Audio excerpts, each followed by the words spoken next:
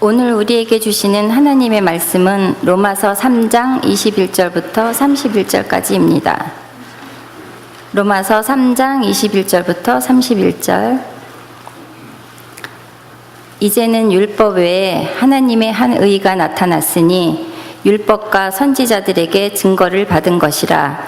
곧 예수 그리스도를 믿음으로 말미암아 모든 믿는 자에게 미치는 하나님의 의니 차별이 없느니라. 모든 사람이 죄를 범하였음에 하나님의 영광에 이르지 못하더니 그리스도 예수 안에 있는 속량으로 말미암아 하나님의 은혜로 값없이 의롭다 하심을 얻은 자 되었느니라.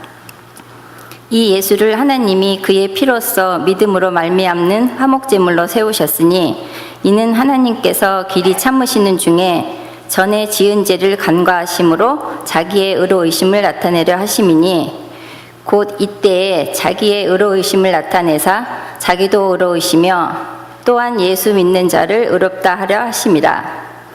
그런즉 자랑할 때가 어디냐? 있을 수가 없느니라.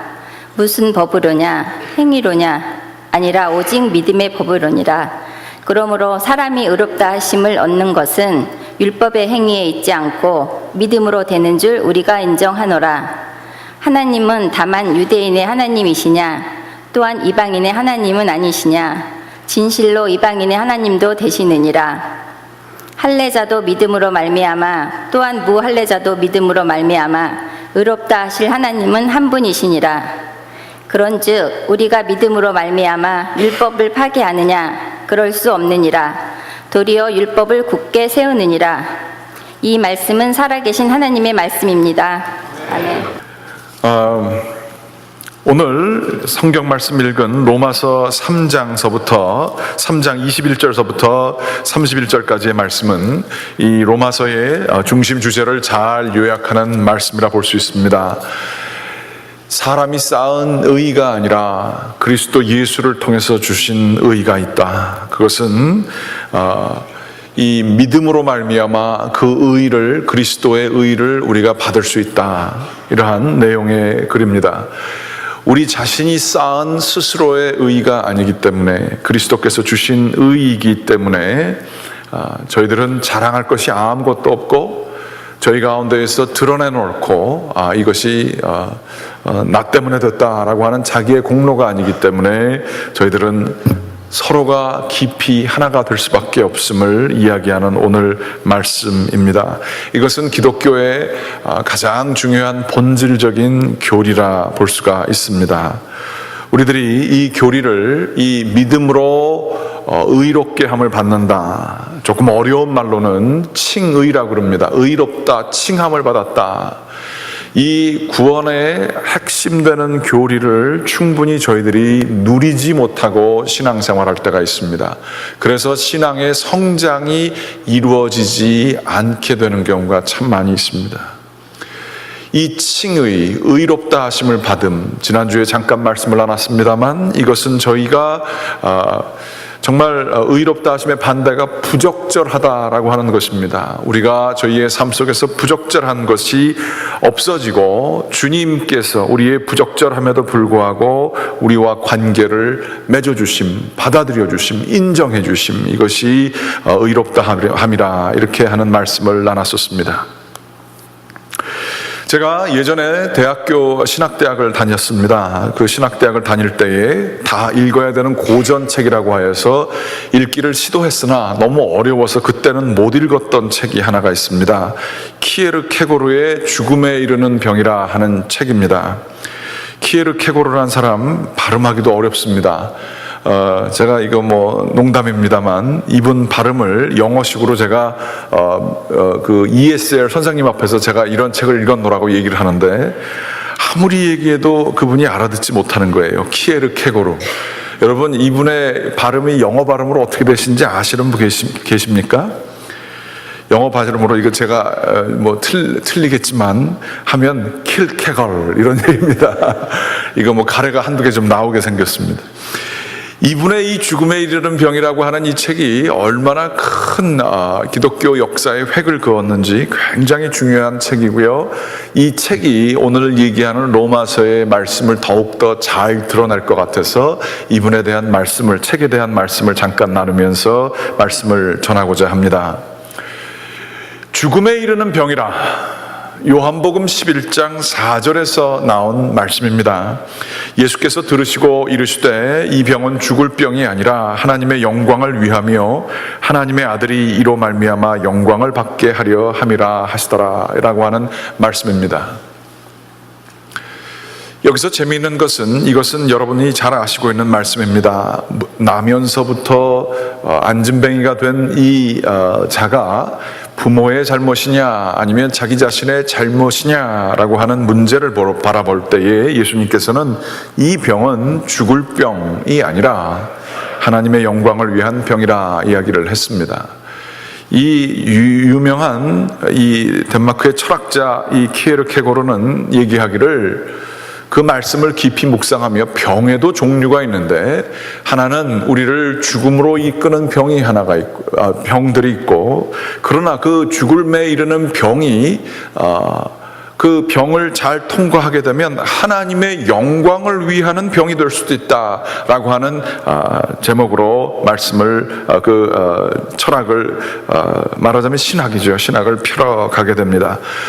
죽음에 이르게 하는 병이라, 아주 심각한 병이죠. Terminal illness, 그러니까 그거 걸리면 죽을 수밖에 없는 병입니다.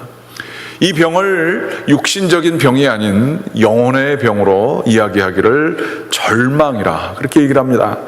이 절망의 또 다른 모습은, 현상으로 드러나는 것이 죄의식과 불안이라고 하는 것입니다. 무슨 얘기냐? 우리가 손가락이 다치게 되면 그전에는 손이 있는지 손가락이 있는지 우린 전혀 의식도 못하고 살아갑니다. 그런데 손이 다치게 되면 손가락이 있다는 사실을 끊임없이 인식하게 돼 있습니다.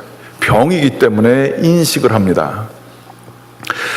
영혼이, 평상시에는 내가 영혼이 있는지 없는지 많은 사람들이 생각이 없이 살아갑니다. 그렇지만 이 죽음에 이르는 병은 모든 사람들이 앓고 있는데, 이 병을 걸렸다라고 인식을 하는 순간 사람들이 그 고통을 겪는데, 그 고통의 그 내용이 뭐냐? 절망한다는 거예요. 나 이러다 죽겠다. 아주 심각한 병이 걸리면 그렇지 않습니까?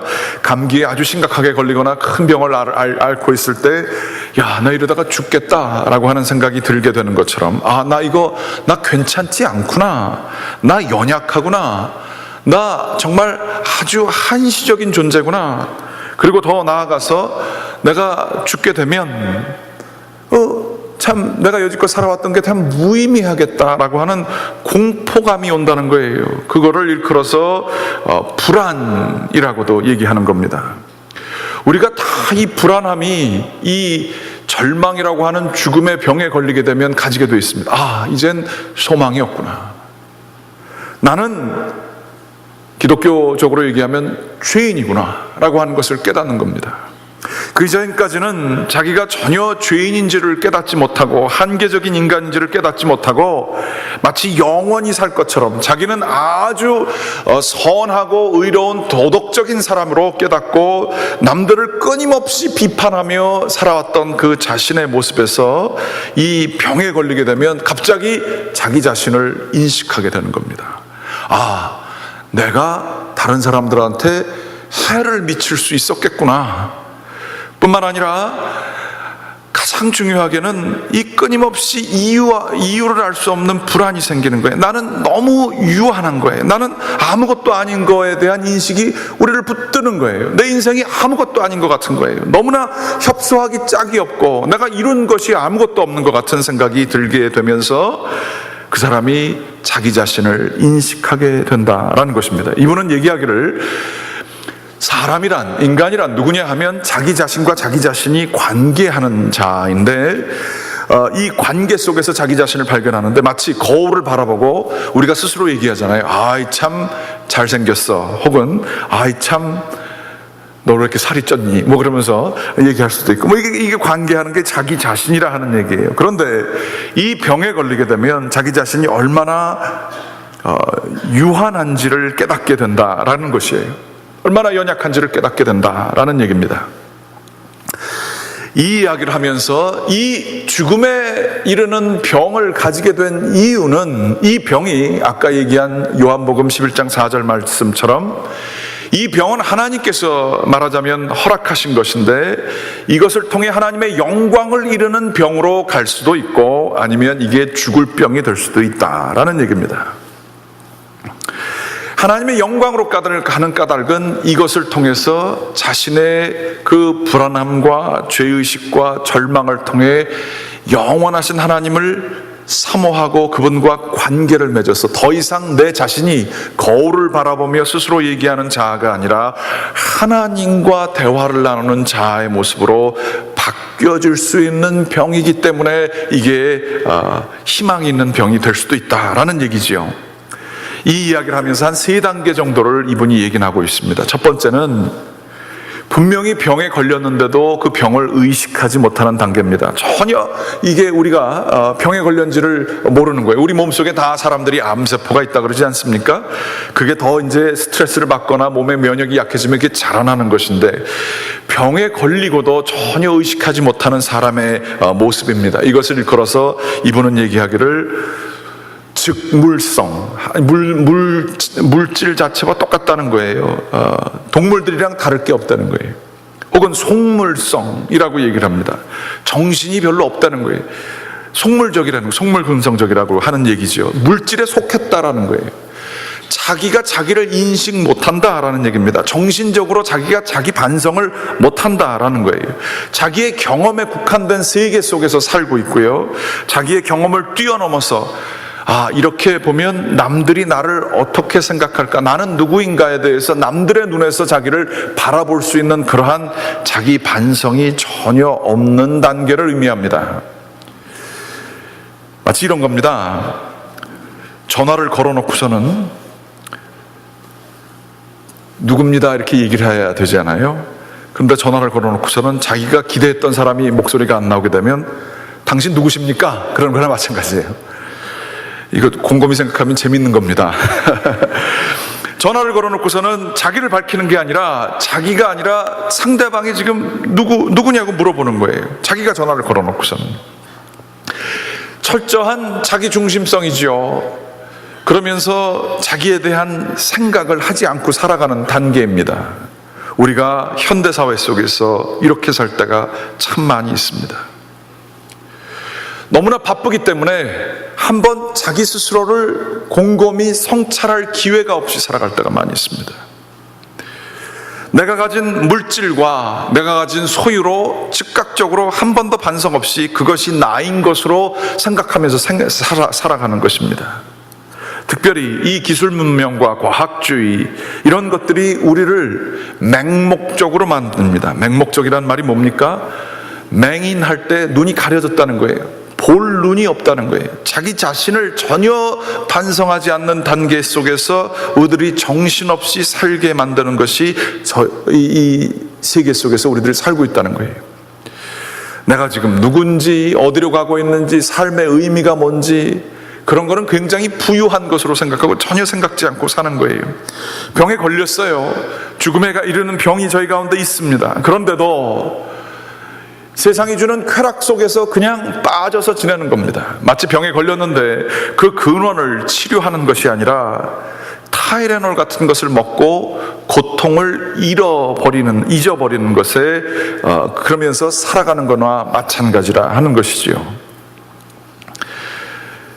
자신을 바라보지 않는 이 삶, 속물적인 삶, 이것이 우리가 소위 얘기하면서 남들을 얘기할 때 하는 속물이다라고 얘기를 하지만, 우리가 이렇게 살아갈 때가 참 많이 있습니다. 주님 앞에 기도하지 않으면서, 자기 자신을 한번 주님 앞에 내려놓지 않으면서 살아갈 때가 얼마나 많습니까? 끊임없이 남들을 비판하면서 너 누구냐라고 하면서 자기 자신은 굉장히 높은 위치에 두고 자기는 굉장히 선한 것처럼 생각하면서 살아갈 때가 얼마나 많이 있습니까? 두 번째로는 자기의 병이 걸렸음을 인식하고 자기 자신을 인식하는 단계입니다. 그런데 이것을 근원적인 치료를 하는 것이 아니라 다른 형태로 치료를 하려고 하는 것입니다. 무슨 얘기입니까? 세상에 우리들이 이 자기 자신의 혼자 있을 때 두려운 거예요. 고독이 두려운 겁니다. 그래서 끊임없이 자기 자신을 바쁘게 합니다. 가만히 앉아있는 시간이 특별히 할 것이 없는데도 자기가 감당을 못하겠는 거예요. 자기가 자기를 대면하기에 갑자기 불안해지는 것입니다. 그래서 자꾸 일을 만듭니다. 정신없이 바쁘게 삽니다. 아주 자기를 들들 볶습니다. 그러면서 많은 것들을 이뤘을 때에 그것이 자기 자신과 동일하다고 생각을 하려고 노력하는 것이죠. 그런데 이 사람은 그 직물적인, 속물적인 사람과 다른 것은 그것이 끝나고 문득문득 생각이 들게 될 때에 불안함을 느끼는 겁니다. 내가 가지고 있는 학력, 내가 가지고 있는 돈, 내가 생각하고 있는 나 자신의 모습, 이런 것들이 다가 아닌 것을 자기 자신이 느끼고 있는 거예요.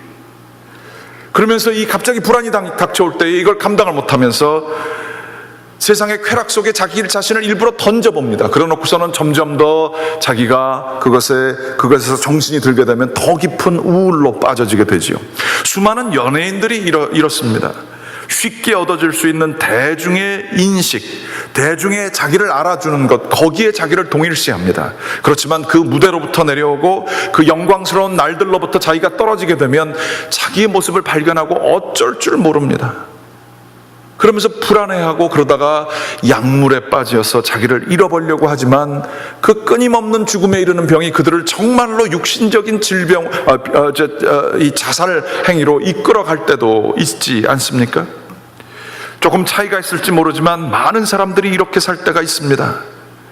바쁘게 스스로를 만들고 끊임없이 엔터테인, 세상에서 있는 일들에 그런 것에 빠져서 지내다가 갑자기 돌아오는 이 병을 인식하고서는 어쩔 줄 몰라 하는 것이죠.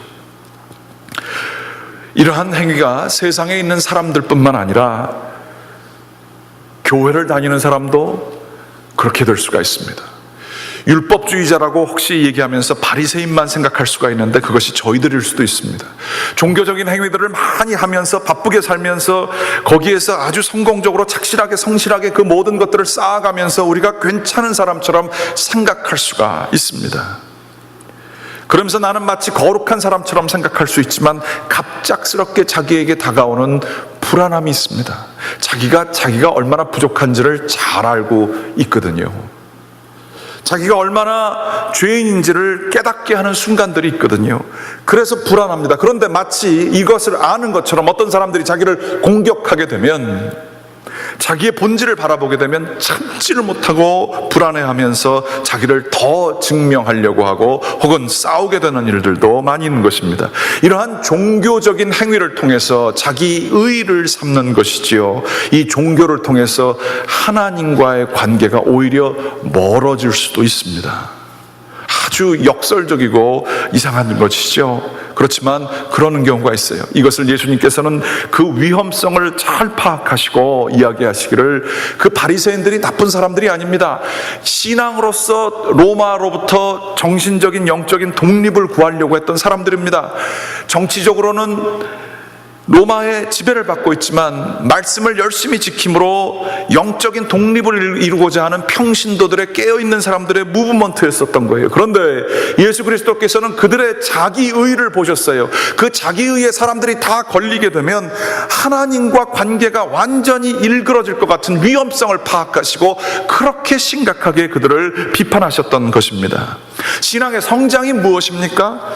신앙은 결코 나의 율법적인 행위들을 많이 쌓는 것이 결코 아닌 것입니다.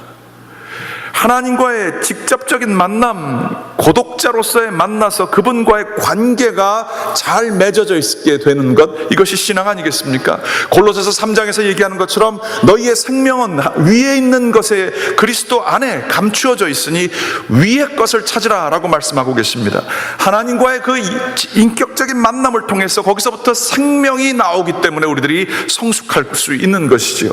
위에서부터 내려오는 것을 받아먹을 때에 신앙의 성장이 있습니다. 그런데 자기의 것을 쌓아 올리게 되면 그 예수님의 돌아온 탕자의 비유에 큰 형처럼 자기의 의 때문에 아버지를 뭐라 그러는 단계까지도 갈 수가 있는 것입니다.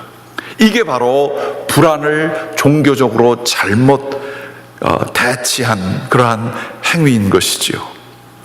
혹은 이러한 종교적인 행위에 대해서 깊은 회의를 가진 사람들이, 문학적이나 혹은 예술을 하는 사람들이 민감한 자아의식을 가지고 있기 때문에 영원하신 하나님 이러한 거에 대해서 그 뭔가가 궁금하긴 하지만 그런 것들에 대해서는 부정합니다. 종교를 부정해요. 그러면서도 자기 자신에 대해서 죽음에 이르는 병이 있어서 그것들을 다 부정하고 나서는 어디로 갈지를 모르는 거예요. 그러면서 글을 쓰고 뭐를 하지만 굉장히 우울하고 어둡고 이러한 단계로 빠지게 됩니다. 막 그것을 어떻게 해결할 수 없는 그 불안을 다 묘사를 하지만 거기에는 참된 평안이 없는 단계에 있을 수가 있어요. 하나님을 알만한 것이 그 가운데 다 있지만 그걸 다 부정해버리는 거예요. 그러고선 굉장히 비틀어진 자의 모습을 가지고 살아갈 수도 있습니다. 이게 자기 자신을 종교적인 행위나 혹은 세상이 주는 그러한 척도들이나 아니면 무슨 예술적인 것들로 이렇게 만들면서 참된 평안을 못 느끼는 병에 걸린 사람들의 증세라 하는 것이에요. 세 번째로는 이 병을 깊이 깨닫고 이 병이 뭔지를 알고 참된 의사, 참된 치료를 찾는 사람들이 있을 수 있다 하는 것입니다. 자기 자신이 정말로 아픈지를 모르면, 이 병이 뭔지를 모르면 나을 수가 없습니다. 자기가 얼마나 이 성인병에 같은 경우는 얼마나 잘못된 건지를 알게 될 때에, 그래서 이 자기가 살아왔던 그 생활 습관이 정말 잘못된 줄 알게 될 때에, 그리고 그 여파가 어디 정도까지 가게 된 줄 알게 될 때에 그 사람이 고치게 되잖아요. 그러한 현실 인식이, 아주 철저한 현실 인식이 있게 될 때에 치유가 가능합니다. 교회에서 얘기하는 죄에 대한 회개가 바로 그렇습니다. 자기 자신의 죄에 대한 깊은 인식이 있는 거예요. 살인한 사람과 자기 자신이 그렇게 틀리지 않다는 사실을 아는 겁니다. 아니, 살인한 사람들은 아주 끔찍한 사람들 아니겠어요? 소시오패스라 그래서 끔찍한 사람들 아니겠나 생각할 수가 있습니다. 그런데 교도소 선교를 하거나 아니면 지난번에 오신 이상숙 전도사님이 하시는 얘기를 들어보면 한국 사람들 중에, 청년들 중에 교도소에 있는 사람들을 만난 적이 있다는 거예요. 맨 처음에 갔을 땐 두려웠다는 겁니다. 저런 나쁜 사람들을 내가 만나서 어떻게 위축이 돼가지고 전도할 수 있을까. 근데 만나면 만날수록 그 사람들이 오히려 더 순수하더라는 거예요. 그 사람들이 그렇게 나쁜 사람들이 아니라는 거예요.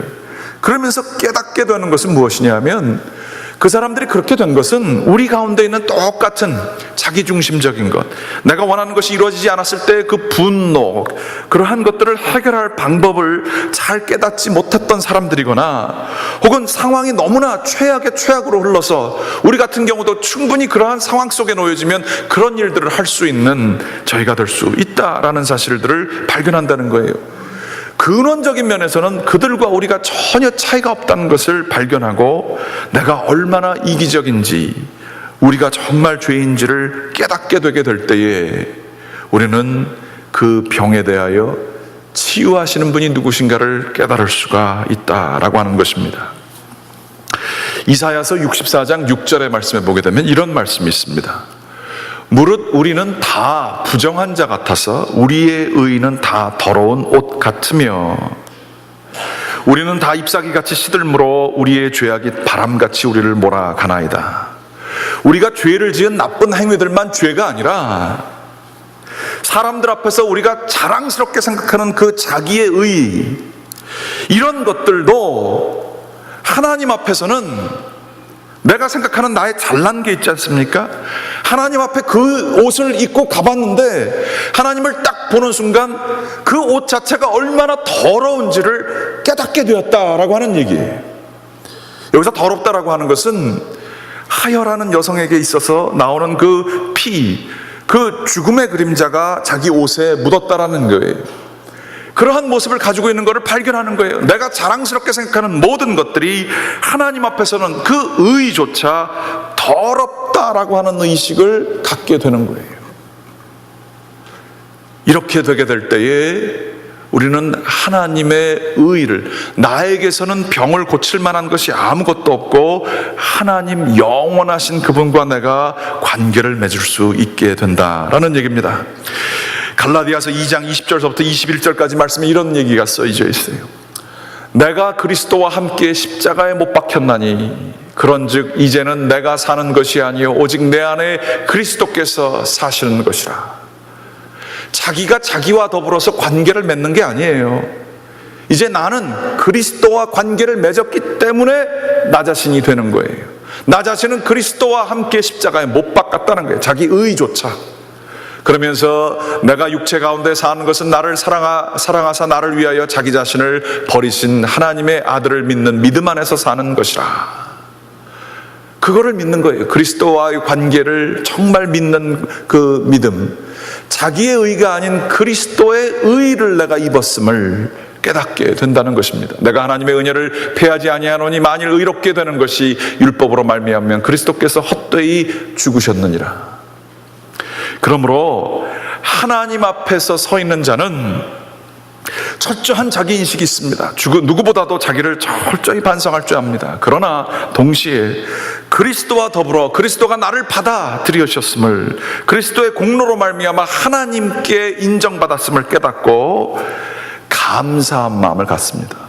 우울하고 어두운 단계로 자기 인식을 가지는 게 아니라 우울한 그 병을 통하여 하나님께 감사를 드릴 수 있는, 이게 두 개가 안 맞아 보이는데 오히려 이 두 개가 죄를 회개함으로 하나님께로 돌아오게 되는, 이게 두 개가 아주 동전의 양면처럼 같이 맞는 거거든요. 그런 것들을 발견한 이 바울 선생님의 고백이 있었던 것입니다.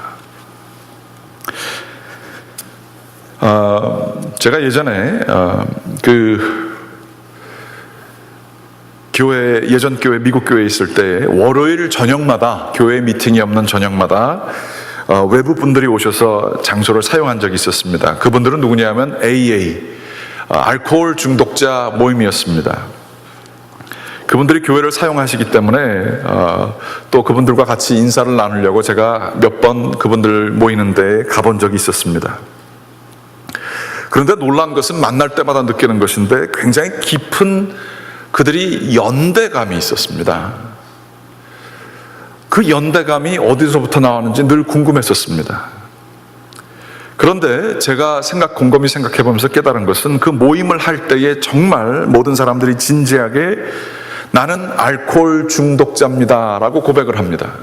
어떤 분, 거기에서 인도하시는 분은 17년 동안을 술에 대한 문제를 겪지 않은 사람이었습니다. 그런데 이제 그래서 거기에 안 나와도 되는데 그분의 생각에는 자기가 17년 동안 운이 좋아서 이것을 안 하게 됐지만 지금 막 술의 문제 때문에 많은 사람들에게 해를 미치고 있는, 그래서 도움을 간절히 원하고 있는 저들과 자기가 전혀 다르지 않음을 알고 그들을 진정으로 자기와 똑같은 사람으로 받아들이는 그러한 그 어떤 인정이라고 그럴까요? 서로 이렇게 아주 동병상련에 그 가까이 하는 그런 게 있었습니다. 자기가 누구인지를 깨닫게 될 때에 이렇게 깊은 연대감이 있는 것을 보게 됐습니다. 몇 번 그러고 보다가요, 그분들이 교회 안에서는 담배를 필 수가 없으니까 맨 처음에는 교회 앞에서 이렇게 담배를 피나 그러면서 불편한 마음이 있었는데 나중에는 얼굴 트고 이름 트고 하고 나니까요, 담배를 피면서 그분들이 이렇게 훅 피면서 Hello, Pastor? 그러면서 저를 이렇게 만나보는 거예요.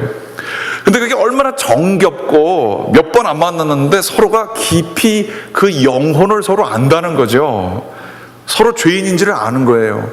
그래서 서로 가릴 게 별로 없는 거예요. 그러면서 Hello, Pastor 그러면서 저한테 너무 가깝게 다가와서 저도 갑자기 내가 담배를 같이 펴야 되겠다라는 생각까지 들 정도였었습니다. 그들과 같이 있고 싶었습니다. 솔직했어요. 자기 자신에 대해서 가리는 게 별로 없었어요. 있는 그대로 만났습니다. 자기가 뭐 하는 사람인지, 뭐 대단한 집이 있는지, 뭐 이런 거에 대해서 자랑하는 거, 그거는 알코올 중독의 문제에 비하면 아무것도 아니거든요. 그런 거 다 날아갈 수 있거든요. 그러면서 자기의 연약함에 대한 철저한 인식이 있고 그것을 늘 모일 때마다 고백하는 그 사람들 가운데는 이해하지 못하는 어떤 그 깊은 연대감이 있었어요. 그러면서 제가 생각하기를, 아유, 저 사람들이 더 교회 같다. 교회에서 표면적으로 만나면서 자기가 가진 의의들을 가지고 끊임없이 비판하고 서로에 대해서 평가하는 그 불편한 평화보다는 저런 깊은 서로의 끈끈한 연약함을 아는 사람들의 만남이면 더 좋겠다. 그게 더 교회 같다라는 생각을 제가 한 적이 있습니다. 그렇다고 해서 다 같이 술 먹고 담배 피자는 얘기 결코 아닙니다. 우리가 누구인지를 깨닫자 하는 얘기예요. 내가 병에 걸린 자임을 깨닫자 하는 얘기예요. 그러면 그게 죽음에 이르는 병이 변화가 돼서 하나님께 영광으로 나아갈 수 있는, 사랑 가운데 거할 수 있는 것들이 될 수 있다 하는 얘기입니다. 그리스도의 그 놀라우신 십자가로 말미암아 나의 그 어두운 죄성, 이 이기적인 것의 깊은 것이 해결되었음을 알게 될 때에 거기에 능력이 있더라 하는 그러한 얘기인 것입니다. 얘기가 굉장히, 로마서는 어렵습니다. 어려운데 사람의 그 영적인 것에 가장 깊은 것을 갖고 터치하고 있습니다. 지난번에도 나눈 얘기지만 제가 아주 좋아하는 얘기입니다. 1960년대 70년대에 미국의 히피 무브먼트가 있었습니다. 히피들 가운데에 척 스미스라고 하는 목사님이 시작하셔서 그들에게 복음이 전해진 적이 있었습니다. 그 당시에 교회는 늘 사람들이 옷을 잘 차려입고 심지어 여자분들은 머리에 모자까지 쓰고 최고의 정장을 가지고 가는 게 교회였었습니다. 젊은 사람들, 히피 이런 데에 빠진 사람들은 절대 교회라고 하는 위선적인 자들의 모임에 가지 않는 사람들이었습니다. 그 사람들이 가지고 있는 장점이라고 하는 것은, 히피 사람들이 가지고 있는 것은 자기가 솔직하다는 것이었습니다. 그런데 이 사람들에게 도전을 하며 이 사람들에게 복음을 전했습니다. 척 스미스 목사님께서 시작한 이 갈보리 채플 운동이라고 하는 것이 굉장한 센세이션을 일으키면서 전혀 예상할 수 없는 곳에 복음이 전달되어지게 되었고, 그 사람들이 여기 올드브리지에도 그 갈보리 채플이 있습니다. 지금은 뭐 일반 교회와 같지만 시작 자체는 굉장히 파워가 있는 복음이 전해지던 그러한 곳이었었습니다. 그런데 이 당시에 어떤 청년이 예수 그리스도의 도에 대해서 깨닫게 되었었습니다. 그러면서 교회를 한번 가보자가 마음을 먹었습니다. 그런데 교회가 11시에 시작된 줄을 모르는 겁니다.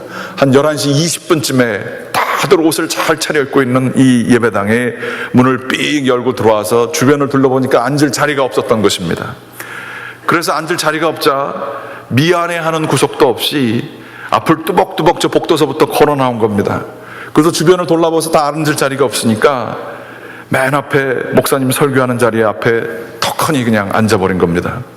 목사님이 설교는 하고 있었지만 자기가 무슨 얘기를 하고 있는지 전혀 모르고 있었다고 그럽니다. 사람들이 다 긴장하면서, 아유, 저 냄새나는 것 같은 친구, 마치 하루 전날 술 먹고 놀았던 사람이 온 것 같은 저 사람이 어떻게 교회에 올 수 있을까, 이런 불편한 일이 다 있나 라고 하면서 생각은 가지고 있었지만 아무 일도 없는 것처럼 서로 괜찮은 척하고 있었습니다. 그때에 저쪽 뒤에서 누군가가 천천히 그러고 걸어오고 있었습니다. 거기에는 걷는 데는 위험이 있었습니다. 그분은 교회의 오래된 장로님과 같은 분으로서 교회에서 늘 모범적인 신앙생활을 하고 있었고, 어셔라고 해서 주보를 나눠주지만 모든 사람들에게 정말 정신적인 그러한 지주 같은 그러한 분이셨고, 틀림이 없는 아주 모범적인 신앙인이었습니다. 그런데 그분이 앞으로 계속 걸어오는 거예요. 모든 사람들이 긴장을 했습니다. 아, 저분이 지금 저 청년을 데리고 나가려고 할 텐데 그러다가 싸움이 벌어지면 어떡하나, 이거 난리 났다, 오늘 예배는 완전히 다 망쳐버리겠다 라고 하면서 앞으로 걸어오실 때마다 사람들의 심장박동수가 아마 올라갔을 것입니다. 그 목사님도 아마 그랬겠죠. 무슨 설교를 하고 있는지, 자기가 말은 하고 있는데 전혀 무슨 말을 하고 있는지 모르는 상황이었을 것입니다.